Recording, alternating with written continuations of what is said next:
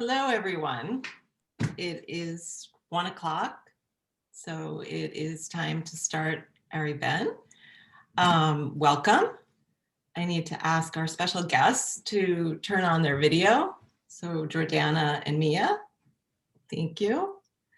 Happy to see you all and happy to introduce you to Jordana and Mia and TATTER and 1111, their respective organizations.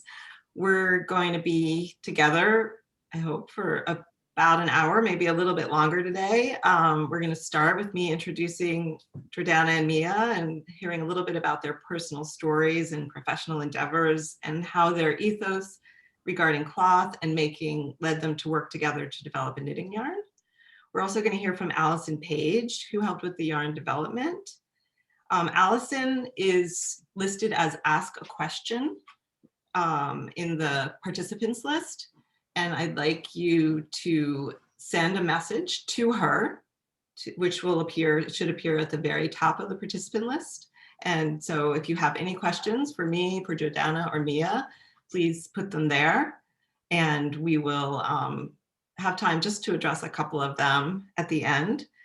We are going to get to see 2 videos during this presentation. We're going to attempt the technology gods and goddesses. Hopefully that will work. The first one will be during the conversation, and it's about 2 minutes long, and the second one is at the end, and that's how we're going to close. There is sound with those videos, but it's just sort of gentle music. So if you can't hear it, just because of the way this technology works, don't worry about it. Just enjoy the visual story that it tells. So I'm going to start with Jordana, who is the founder of TATTER, which in a very small nutshell is a library, workshop center, and creative center that exists both physically in Brooklyn as well as online. So Jordana, I wanted to ask you to introduce TATTER by way of the theme of legacy, of your personal legacy and the legacy that you honor and celebrate there. Sure. Hi. Well, first of all, Melanie, thank you so much for having me here. It's an honor to be here. And I'm always happy to talk about TATTER, which has been a very beloved thing to make over the last few years. It's a library that has many thousands of books and objects about textiles, and it preserves a lot of legacy just in the information that we store there and how we program from that. But quite personally, the original collection of books came to me through my grandmother. She taught me to sew and to knit and to embroider. But she also founded a museum, the Craft and Folk Art Museum in Los Angeles. And so she had her own legacy of preserving craft and trying to educate the world about it, especially through the lens of culture specifically. And I feel so honored that I inherited that way of being and that way of thinking. Everything that was magical to her became magical to me. And so the library has evolved over time. We've added to the collection every year. But an important step in where legacy really began to solidify in my mind was shortly after we opened the doors, I acquired the library of the artist Carol Westfall, and she was a digital jacquard weaver. And being introduced to her collection of books was very, very moving. I learned a lot about her just through the collection, and I began to realize that I was not just interested in preserving a personal legacy from an actual family member, but legacy of different women and their life's work and how they tell that story through their books and their art and their cloth. So that's in a nutshell what legacy means to me. And I know we'll get to this later, but Mia has actually taught me a lot about different aspects of legacy. So I can't wait for that to all come out today. And of course, you know, through those books and through the workshops that you offer both in person and online, you maintain that you continue the legacy because you are sharing, you know, the the how-to of so much of that cloth making. Yeah, that's how we give access to others to that legacy, because it's also their legacy. It's all of our shared cultural heritage. Yeah, and I know I've talked to you about, and I think I read somewhere, the idea that the library is not just books and that it is this very, very special collection of objects, textile tools and textiles themselves. Um, and the idea that those objects really bring the books alive. And I think, I feel like more libraries should integrate those things, because it really makes it feel more relatable. Thank you. I think actually academically even we're more interested in material culture. It's more of a subject that people actually study and realize we can mine these objects for their history and learn so much about the lives of people through these objects. So perhaps we will see that more and more. And textiles are so tactile and the objects that make them are so interesting and compelling that it really does serve to animate what can be static, like a book, a shelf of books. Yeah. So, and something that's nice about TATTER is that when you come and visit, you can pick them up. It's all like right there for you, accessible. And you've said that there's so much psychology and storytelling in cloth. And I'd like you just to tell us how the name Tatter reflects that for you. Yeah, to me, the name tatter refers to beloved cloth over time, and I think the time component is really important. All cloth has story, and when it's new, it's like ready to acquire the story of the owner and the wearers that go forward. And I'm particularly drawn to really like cloth that has so much story in it. It's ripped to shreds and tattered. I think that's what adds to its beauty, rather than the opposite. So yeah. I was raised with cloth around me in my home that was very patched and mended, and that came from all parts of the world and that told those stories. And so that's something that, just those dots are connected for me. That's beautiful. So now I want to just talk to Mia a little bit. To start, Mia, can you just give us a quick intro to 1111 and tell us that the role legacy plays in the 1111 mission? Well, I just love how Jordana kind of described or defined what tatter means to her and her entity. And I think the reason why, the combination of 1111 and tatter kind of makes sense is because from our lens, we're coming at it from, an artisan point of view. So whereas we think, the energy of the maker is so embedded inside of each, part of the process. And when we put a garment on, we can kind of feel their energetic signature and how that kind of just feels. The main focus is how handmade feels. The handmade feeling is so different from an industrial manufactured product and interfacing with that product. So I think the 1111 focus is definitely just centered around artisan culture.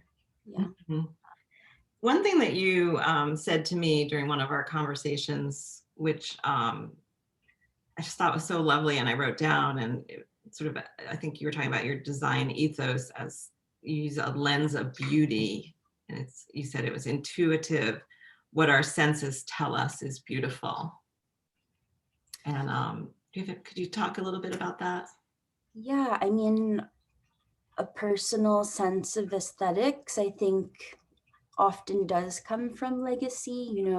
It comes from how we were nurtured and what we felt safe around as we kind of formed as human beings. And when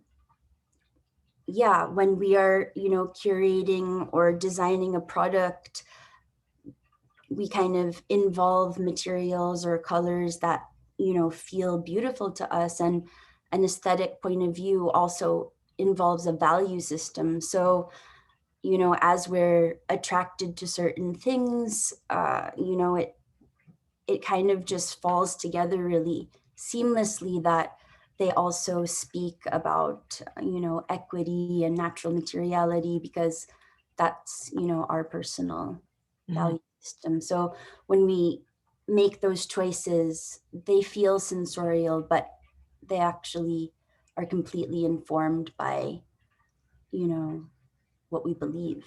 Right. And I should point out, I think in sort of starting this event, I might not have said this, that Jordana is the founder of TATTER, and I don't know if you have another, she is the director of everything that happens there. And Mia is the co-founder and creative director of 1111. And if it's not clear, 1111 is a fashion and lifestyle company that makes lines of clothing for men and women, as well as items for the home, working with artisans across India. So I want to ask you a little bit about your personal legacy. I know you come from a very artistic family, but I'm particularly interested in you sharing a story that you told me about, you know, being a young child cared for by your grandmother, and the what she gave you to play with, and where she saw, how she saw value in everything. Yeah, I mean, my grandmother, she grew up in the Great Depression, and, you know, she had been through, you know, a time where resources were really valued and respected and engaged in a different way from how, you know, like resources flow in a different way these days. And so she really kind of saw value in everything, and she would, you know, give me like cereal boxes and egg cartons, and, you know, get me really excited about playing with them, because, you know, she saw that as an opportunity to build something and create something with that particular materiality. So, and she was inculcated with that kind of approach by her own mother. And you said that you recall like playing with those great toys, the cereal box and the egg carton, on a rug that your great grandmother actually made. Is that, do I remember that correctly? Yeah, my great grandmother, she, you know, had a special relationship with cloth and clothing as well, and she would collect from her community all of the tattered, you know, winter garments, jackets, overcoats, and she would create braided rag rugs with them.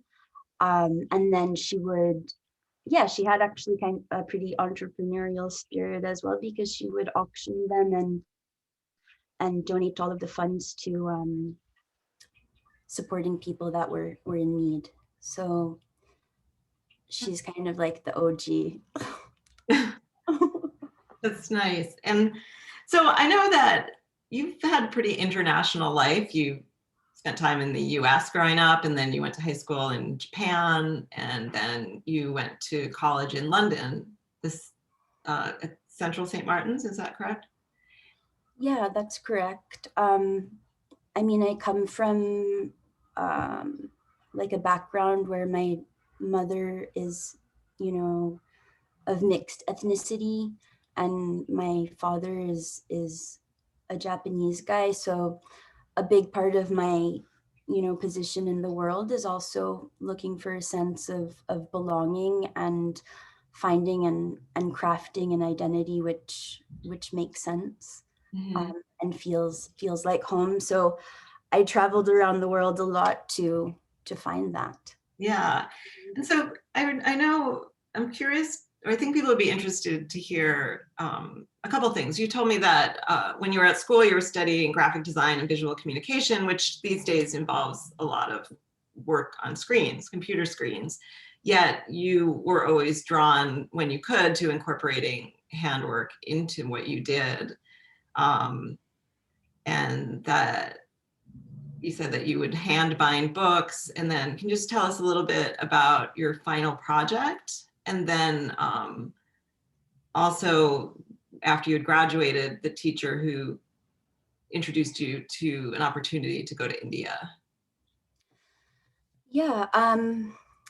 So in London, I was a final, student in visual communication and graphic design. And I think, by the time, it's funny because in the US sort of modality of education, like university is quite rigorous, but in where I went, it was like pretty open and free, like, in terms of the timetable, you could kind of decide exactly how you would spend your day and just check in with tutors intermittently whenever you needed some support. So although I was in graphic design and visual communication, I came out and finished my degree with an accessories line label. And that sort of took the shape of finding points in the city where I could access, textile, like found textile, either at kind of like Oxfam or points of place where people would kind of leave their, disused textiles, which they didn't want anymore, old clothing. And I would cut them and form them into sort of accessories. And this sort of sense of circularity and giving a second life. And I think just the thrill of taking something that was discarded and then turning it and transforming it into something that could be of value was thrilling. Yeah, it was exciting to do that and to be part of that kind of transformation and have that agency. And yeah, I think Mm-hmm. that was exciting. And as a student, connecting with stylists and stores, and that was, kind of my first feeling that, oh, I'm part of the world, and I'm part of something that I can make can be valued by other people. I think that was pretty Yeah. exciting. And then just really quickly, because it's not as beautiful as this part of the story, but I think it's relevant. You got to London to go to school, and then you ended up at Topshop, and you kind of, in contrast to how you felt about making by hand, you had a different experience at Topshop that really seems to have informed you moving forward and how you wanted to move forward. Yeah, I had been living, in an apartment with ladies who lived.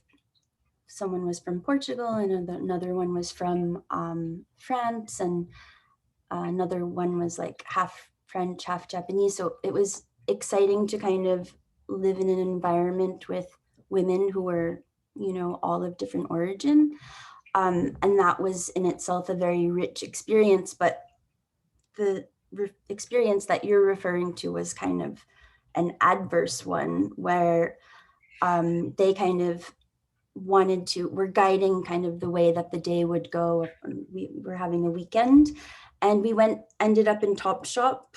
I think there was a sale or something. And I had never been into a store actually of that scale. It's in Oxford Circus and it's really huge. And I just, set one foot in and felt like, no, this is sensorially not right. This isn't the way that people should form their identity.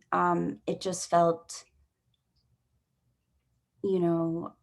that sense of industrialism and huge amounts of clothing and stock and also the sense of people kind of being frenzied that I thought like, okay, I think I should work on creating an alternative to this because it doesn't seem right.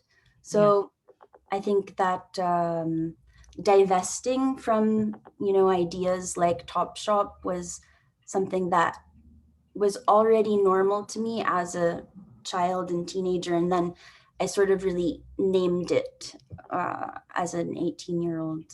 Yeah, and if anyone doesn't know what Topshop is, sort of like in the US, we have H&M, which I think originated in Scandinavia maybe, but you know, it's just one of those big stores with lots of fast fashion. They change their stock really, really fast, like with trends. And I think we can safely say that a lot of those clothes are made by people that aren't being paid particularly well because the prices are so low. So then an instructor of yours from your university told you about this opportunity in India to work with women, right? Block printing. Can you just tell us a little bit about that?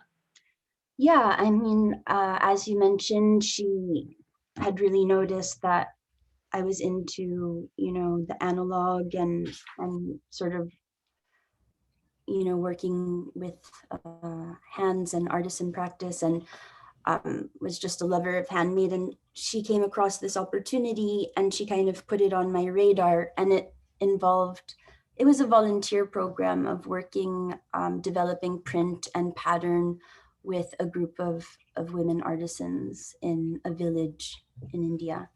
So yeah, I mean, I went the next week. So she was right, you know, it did resonate and it was exciting. And going there, you know, just felt so right, you know, as I was in this small workshop with women and everybody was cooperating and, you know, solving problems and supporting each other. I mean, that kind of teamwork felt, you know, peaceful, and it felt great. And it also answered so many of the issues that I had with that kind of top shop, fast fashion situation. You know, I saw so many of the answers to that problem. So, you know, there was a transition between just identifying that this is a problem and then seeing like, okay, this can be part of the solution, smaller batch, manufacturing that happens where people are treated like human beings, and also their own abilities are, you know, nurtured and they're given space to be creative and to grow. So yeah, I was hooked.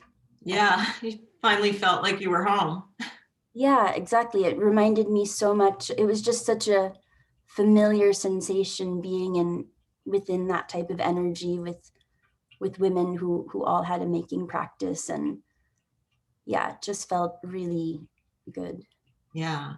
So with that, I would like to switch over. We're going to watch a video called Meet the Makers that Mia and her team created.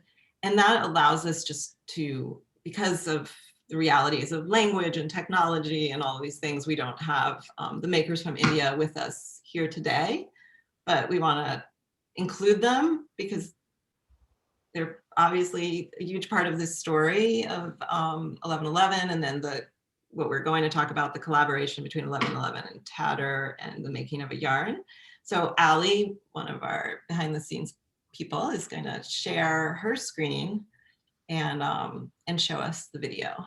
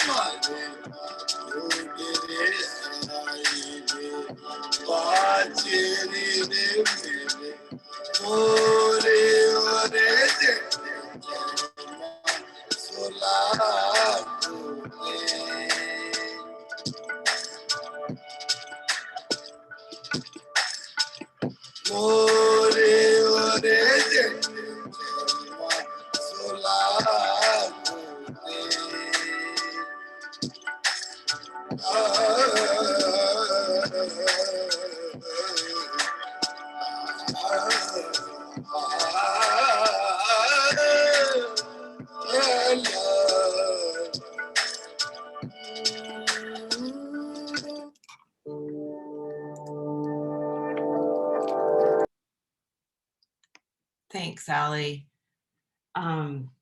Welcome back, everybody. I hope that you were as inspired by that as I feel every time that I watch it. Mia, so in ordinary times, how much time do you spend in India?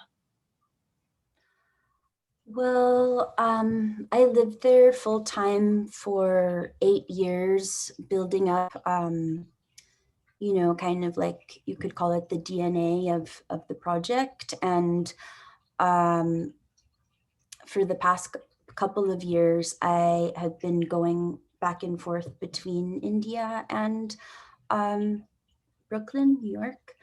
And yeah, a main driver behind that would be to, you know, share the project with different audiences, different markets, different countries.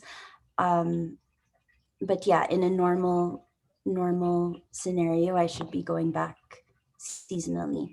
Yeah, and your partner is Indian, and he's sort of based there all the time, correct? He's based there all of the time, and yeah, the company was founded in 2009, and I had actually joined 1 year after the company was formed. Mm-hmm. And so the pandemic started, and then there was the lockdown, and you guys had to close your workshop, right, in Delhi, and sort of everything changed, and the way you needed to spend your time changed, and so that's how this yarn came about, this collaboration between TATTER and 1111.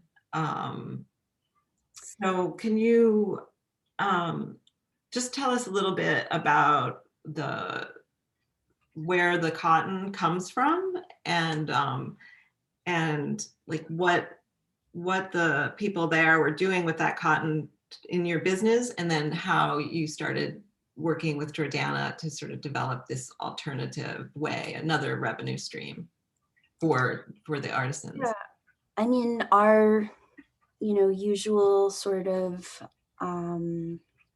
flow or rhythm throughout the calendar is, you know, we make a collection and then we share it around, and that involves traveling and a lot of movement and connecting, you know, to community that shares similar values and that responds to this particular kind of work. So, you know, there's a part of the calendar where we're creating, and then there's the rest of the time when we're sharing the work. And when the lockdown happened, that kind of really sort of put a stop, you know, everything sort of just halted from one day to the next.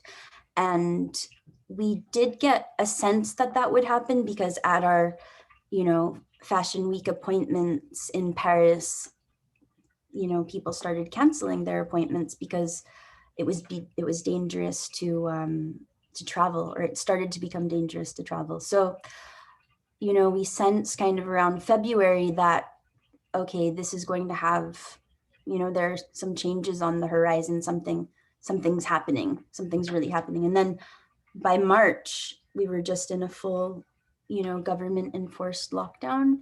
So our factory was shut, which that was something which had never really happened before. And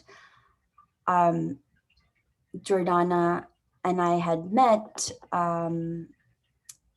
just a couple of months before, and you know, we had talked about the potential of creating a yarn line. But at that time, it wasn't really something that we could have really considered, because there were all these other, you know, streams and flows of work happening. But once we, you know, were kind of at a standstill, the thought of, okay, so how do we interact with this time? You know, like considering what's happening, what people are going through, what our capacity is, with artisans in the countryside, you know, creating quilts or rugs or products which didn't have to then come back to our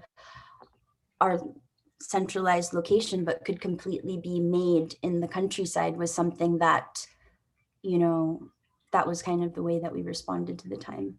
Mm-hmm. Mm-hmm. So you were talking to Jordana, and then obviously I know Jordana was excited about it, being a longtime knitter, correct, Jordana? Yeah, for sure. But I feel like we should backtrack a little bit, because when Mia and I met each other, it was in Mexico City at a textile conference, and Mia had brought with her collection. She was one of the exhibitors at the conference, and she had brought this. Is it all right to talk about the box now? Yeah, she had brought this box with her. There is an image of it in the slideshow, and we can refer back to that later. But it's like a living library that has within it all of the elements that make a garment. It's actually a denim jacket, and that exists in the box. But then above the box, there is the kala cotton in different forms, forms of the spinning process, and also the dye material. And I totally responded to that object. I felt like I understood Mia exactly and completely just by seeing that. It was like, here is somebody that wants to tell us about the garments in the line as being part of this living library of the landscape. And so it made me want to know her. And so we became friends and talked about our own organizations and how they were aligned, and realized we were recognizing deep things within each other. So based on that growing friendship, as we entered lockdown, we spent a lot of time on the phone, just talking to each other. And organically in that conversation emerged an idea about making yarn. And there are so many things that go into any collaboration, but it kind of starts with that recognition. And then you add to it your love of a craft and your curiosity about what you could do in the process. And then began to form this notion of, why aren't we trying harder to educate makers about the materials that they're using in their craft? It's not just about becoming educated about garments. And it's certainly true. I'm wearing an 1111 dress right now because it feels alive. You can feel the humans in it. And I think our yarn actually has that property as well. So I don't know. I feel like that context was Yeah, no, important. I thank you for adding that. And that actually helps to sort of set us up for talking to Allison, who works with you at TATTER and was instrumental in the development of the yarn as well. And so if you can, I'm not sure exactly how that process went. Between, I know that you were involved, but then Allison was working, she was doing all the sort of swatching and of the different. Yeah, do you want Allison to speak now? Yeah, I think we can. Are you there, Allison? I am here. Okay, excellent. So this is Allison Page, everybody, and she works at TATTER. She has worked at some really well-known yarn stores as well. And I think you've been a knitter and a spinner for how long?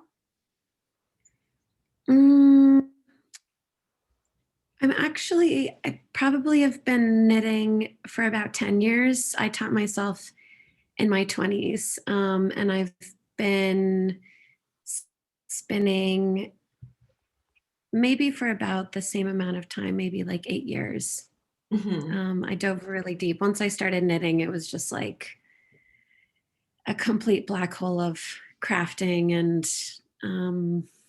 What made you start getting my hands on knitting? What made me start knitting in the first place? Mm-hmm. I had always had this idea that I really wanted to create clothing for myself. And all throughout high school, I've always had a larger body. And especially like in the late 90s, we had these sort of stores that fit a very certain size range. So I knew some people, they did a lot of thrifting and like sewing. And I just thought that is so empowering, and it planted a seed. But it took a while. I moved to New Zealand. New Zealand is an amazing place to learn how to knit because it's basically just sheep and a lot of time, not a lot of distractions. And everyone there magically knows how to knit and they don't think it's a big deal. And I was like screaming from the rooftops. So, and yeah, it was there that I saw for the first time someone spinning and I audibly screamed. Like it was this old woman, she was just doing a demo in a yarn shop and I was like, ah, this is amazing. It was just this seeing it happen, seeing yarn being made was so exciting. And the tradition that they have there being such an isolated place was so motivating for me. And then unfortunately, there were a lot of earthquakes in New Zealand, and I decided to come back with my partner to the US and just actually I was living in Colorado and walked into Fancy Tiger, if anyone's been there, and it's just like a rainbow of materials, and was so inspired and took basically every class I could. So that was basically the start of all of this for me. And I could talk about yarn all day, every day, ever since. So Jordana was smart to sort of call you into this equation. So what do you remember, like when she first sort of introduced you to 1111 and to the possibility of creating the yarn and just how that went? Yeah, so I mean, because of it was within the time of lockdown and the pandemic, Jordana was not in Brooklyn and I was sort of at home, and we had this idea of this project. And so Mia and I started meeting, and it was really nice to get like a bit of socializing and yarn talk in that time. It was very healing, actually. And she brought this yarn that these spinners had made that they make for weaving cloth. And for me, it was immediately so exciting to see hand spun yarn sent from these spinners, you know, really like looking at the movement of the twist and the moment at which each spinner drafted out the cotton and allowed to wind it back on the charka really like looking at it and seeing the rhythm of the yarn within each skein, and you know, which is their fingerprint, and even, you know, you might be able to see like, oh, the length of their arm, or um, really sort of trying to like acknowledging the character and their personality, and the like living nature of a hand spun yarn is very special compared to seeing so many you know, mill manufactured yarns, which are very consistent and wonderful, but it's just such a different thing to touch and work with. And it takes such skill to spin Kellogg cotton, because it is a shorter staple length than American varieties. So it just acknowledging the skill these spinners have is incredible, is important. And that was part of, you know, Mia's mission, is really lifting up the work of these spinners, and acknowledging that, because it essentially is hidden when it's woven into cloth. It's not as forward as when you can really take it in your hands and knit with it. Mm-hmm.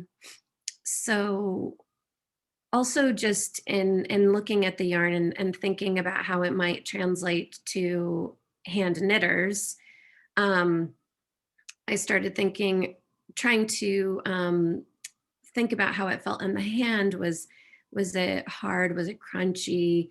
Was it overspun? Was it too lofty in parts, which meant maybe it's underspun?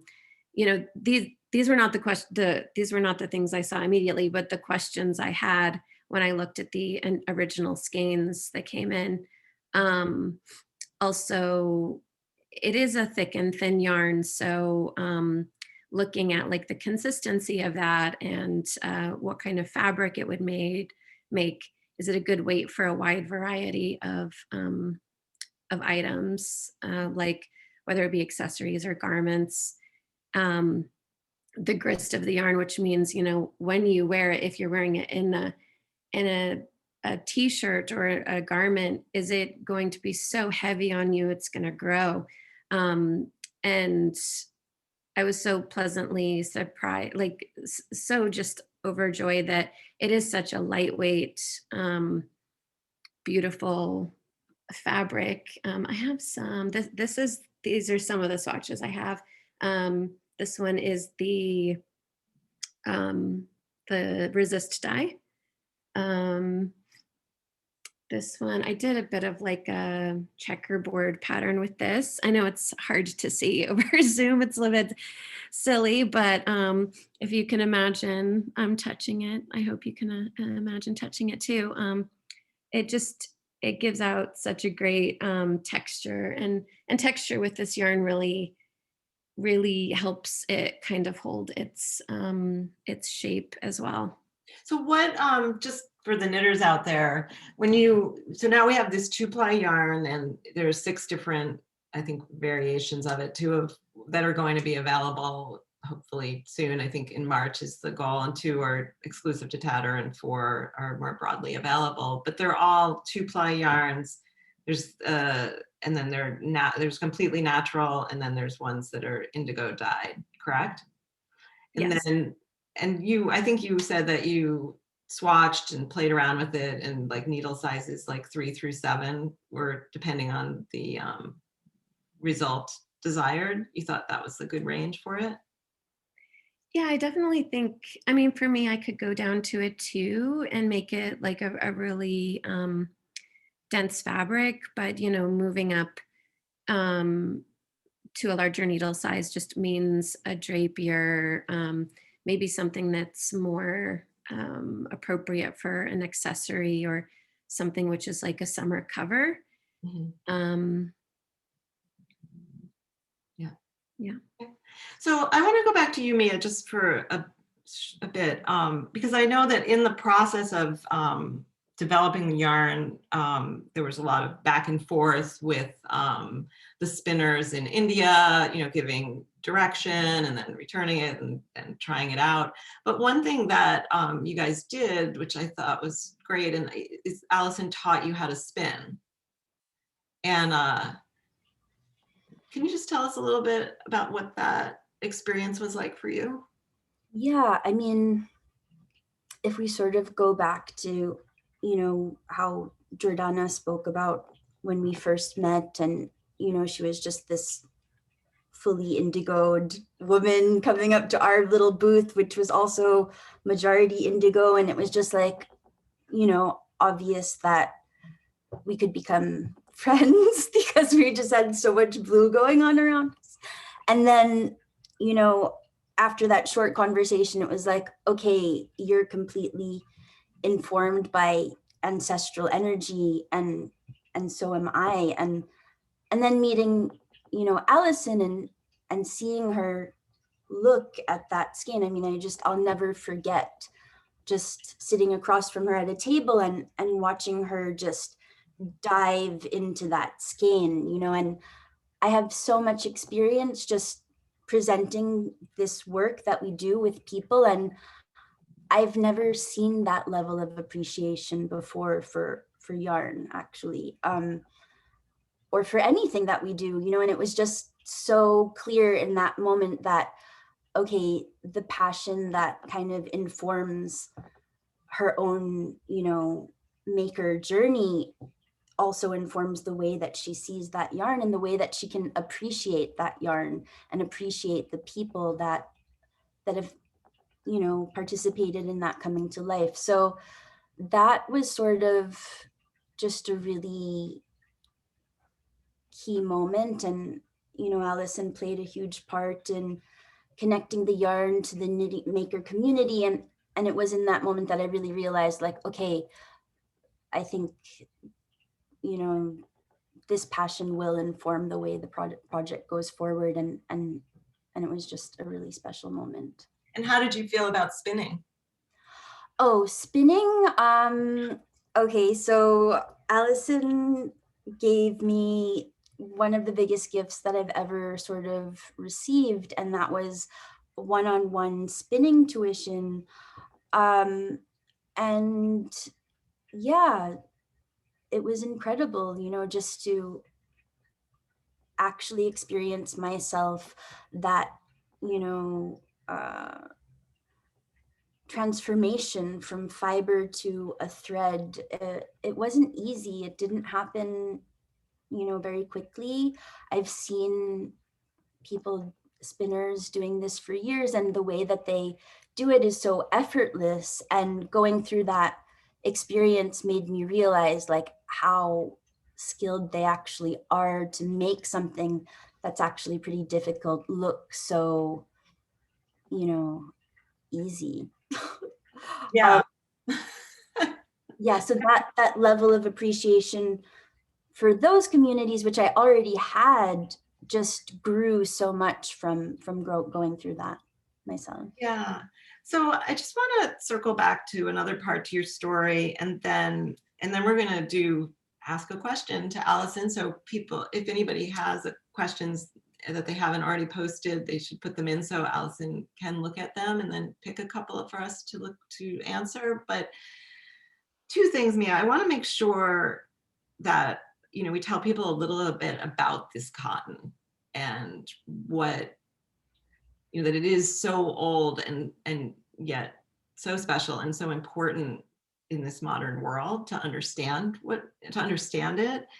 And then I also want to just combine that with a little bit of this idea of farm to table in our food and seed to stitch in our fashion, because I think that we're all kind of coming around with the slow food movement,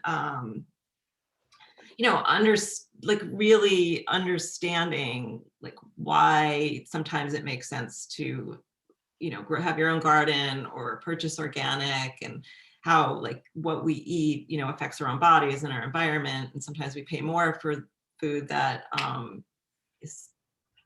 we think has been grown in a way that is more healthy for the planet, as well as us as individuals. And I think we're coming around in the, so-called slow fashion movement, but it's a little behind. But you've had experience, because when you got to India and you started 1111, you told me that you also had a restaurant. And so you were involved in cooking food. And so how do those two things inform each other in your mind? And then also, as I said, just if you can tell us a little bit about that particular kind of cotton that this yarn is made from. Okay.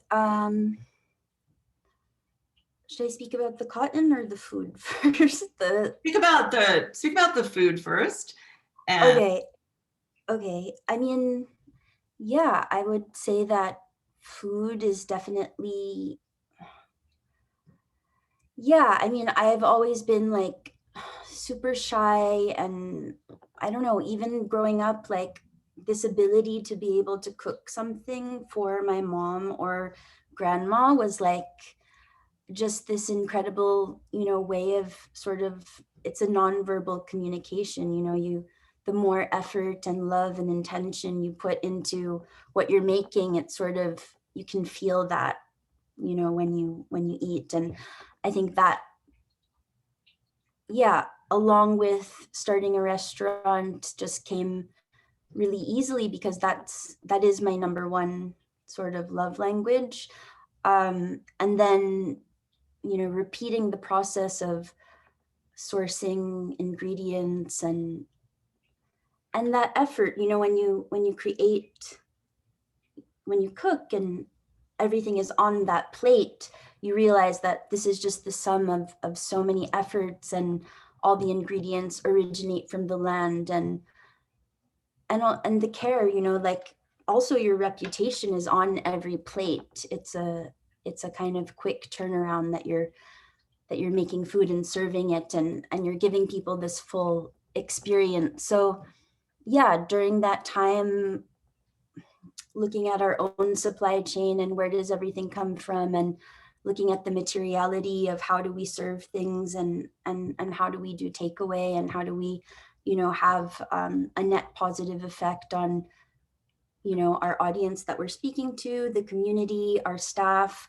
That sort of time really informed the way that we worked with cloth and clothing. I mean, when we first started, we did not start off working with hand spun yarn and khadi. We started with factory overstock material, and we thought, okay, this is like taking this industrial remnant fabric and then creating something is like using what exists, was sort of the way that we approached things. But in this experience of having a restaurant, it was kind of transformative in itself, because we started thinking more about the soil and what are, regenerative processes and what's a renewable source.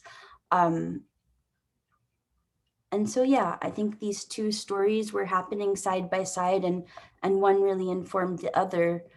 In terms of the cotton that the yarn is made out of, it's just incredible because it's so old, and anything that just has existed for that long has had a chance to evolve, and it is one of the oldest varietals of cotton in the world.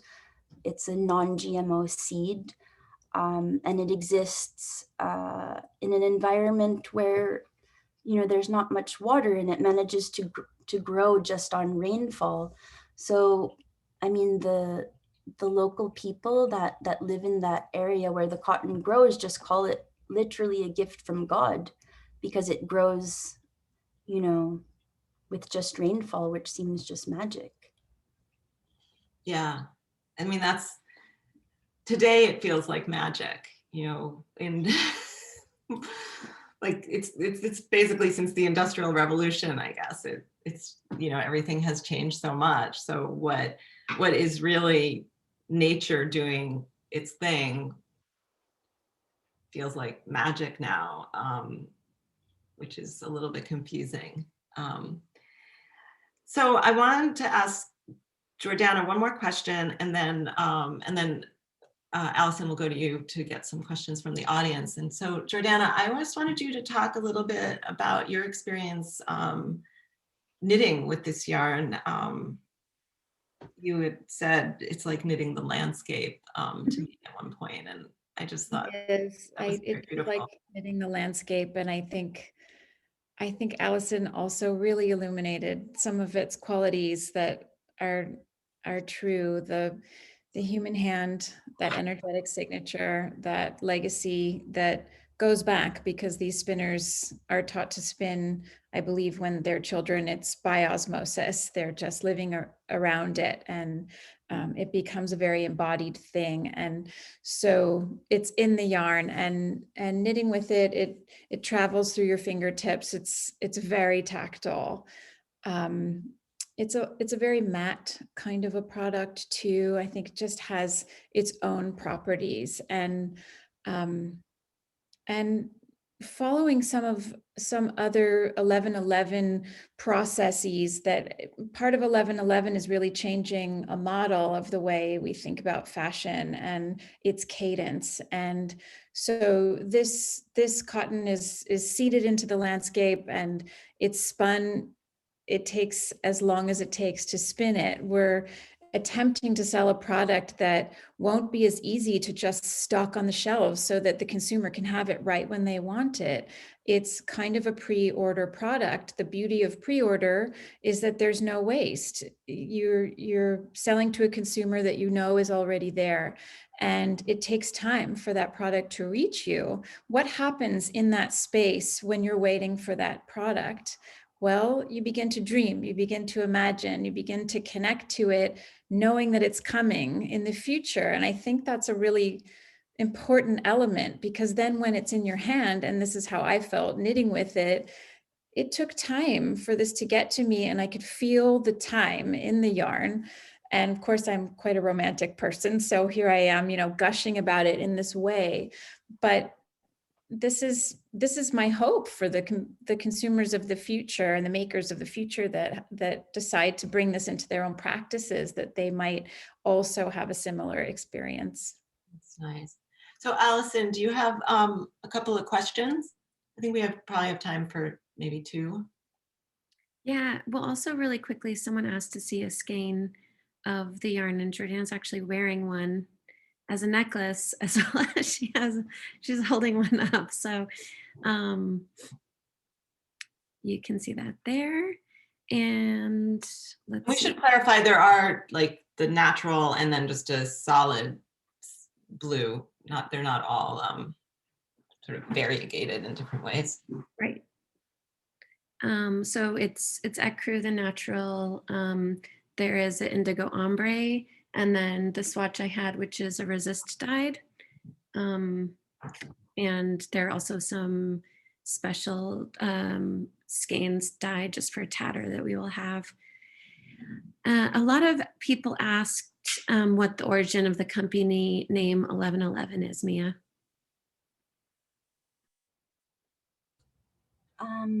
Yeah, so 1111 is sort of, I mean, I don't know if you have this, but a lot of people, will notice when they see 1111 on their, phone or on a clock. And I think 1111 is just kind of a signature for sort of consciousness and, building consciousness and being connected to sort of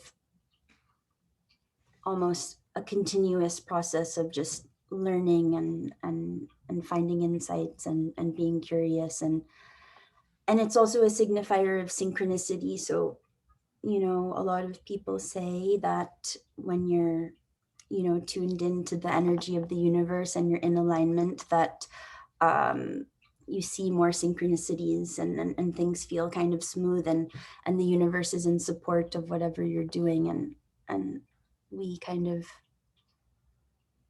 subscribe to that thought as well. Yeah. Is there another question, Allison? Yes, I also want to say our first name for the yarn, and I think what Mia and I consider it to be kind of still called, is a cosmic gesture, because we were thinking about these ideas of spinning and spirals, and well, I won't get too deep into that, but it's just so sort of part of the story for us. Mm-hmm. I think Mia can specifically speak to this nicely. how do you balance or reconcile slow fashion and valuing each garment for its sustainable and handmade or artisan nature and the need to make a living selling new garments? Is there a tension between these, or are they compatible if done right? Yeah, there definitely is a tension between the two because, you know, if we think about our context, we're creating slow-made products in a very fast-paced world. So, yeah, I mean, I would say that the driving kind of informing energy behind creating these products is because it enables us to connect to people like Jordana, like Allison, like Melanie, that kind of share, you know, a desire to see this kind of material culture in the world and have a desire to connect to this. And so I think, yeah, there is a tension between, you know, wanting to make something slow and invest a lot of effort into each garment, and then, yeah, we also have to think like, okay, we have to think like a business. How do we get to, you know, like at what point do you stop investing, you know, like that question is there. But yeah, I think we are different from other companies in the fact that, like, we know that it's finished when we think it's beautiful. You know, it's like, okay, that's done, and okay, it's super expensive and not everybody will be able to you know, buy into this idea, but we can share it on social media and we can share it on our website, and people can, you know, interact with the story and hopefully resonate to some extent. And I think that ability to connect with people who also care is the main premise. Okay, so I'm going to say a few words to draw this to a close, addressing a little bit of that. And then we're going to show a video. The video is 8 minutes long, or 8 minutes and 24 seconds or something like that. And it actually shows the making of an 1111 sweater with the kala cotton from the seed, not only all the way to the stitches, but actually all the way to the consumer. And there is, we hope that you can stay and watch the end of the video, because there is like a very nice surprise as to how the whole story comes full circle. And once the video ends, I am going to end the meeting. So the words that I speak now are going to be the last words that you hear from me.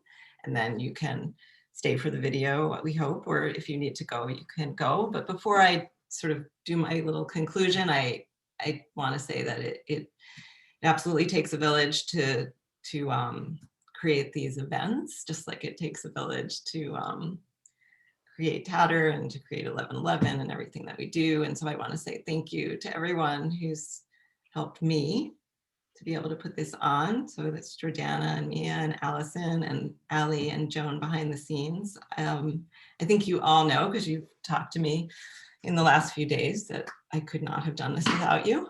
So thank you for your support. You know, we started out talking about legacy and about the cloth the stories that cloth tells.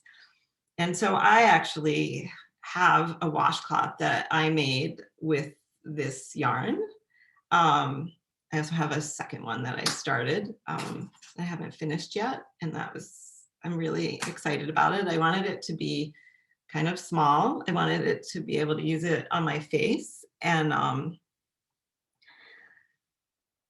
when I was knitting it, I was thinking about the farmers and artisans who created it. I thought about Jordana and about Mia and Allison and how this yarn brought us together.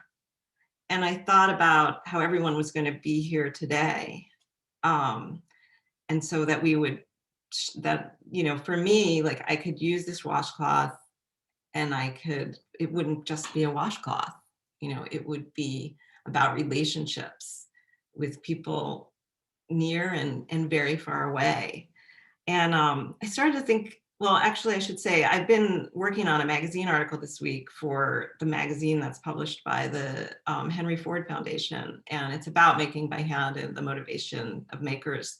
But it's the Henry Ford Foundation. So Henry Ford is responsible, to such a large degree, the assembly line. And with everything that happened in the Industrial Revolution, that made us get to a point where, we think that something is magical when it's purely natural, that Mia and I were talking about earlier. Come to the point where buying a cotton washcloth, you could buy them so cheaply, and we're totally disconnected in most cases from where that cotton came from and what kind of genetic manipulation might have happened, what they might have done to those cotton plants in order to make the fiber longer, to make it easier to spin on the machines, and what the machines, how the innovation and technology have made those machines work so fast and actually not require human hands. But for me, this washcloth that I put, I don't know, a couple of hours into making, holds so much more that I feel like, why would I want a washcloth that I could get really cheaply at a store? That to me would be cold and heartless. And so, I think, the campaign for this yarn, when it began, Mia and Jordana and Allison called it Knitting for Positive Change. And people who have come to these events before certainly know that I believe that by making by hand, spreading what we know about making by hand, we can change the world. I think we can change the world for the better, by knitting for positive change. And even if we can't, I think that we should continue to try. So if I want you to know that this yarn is available for pre-order from TATTER. We're hoping that it's going to ship in March.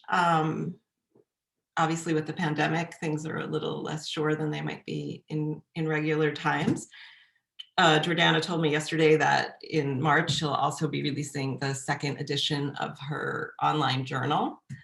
The first edition is there on the TATTER website. This theme was isolation, which was very much in keeping with the times, and it's very beautiful and interesting. And the one that comes out at the end of March, the theme is Earth, which I think goes really well with the release of this beautiful yarn. So let's just keep sharing this story and knit for positive change. Thank you again. Allie's gonna turn on the video. And as I said, we're gonna end the meeting when the video ends. So thank you all.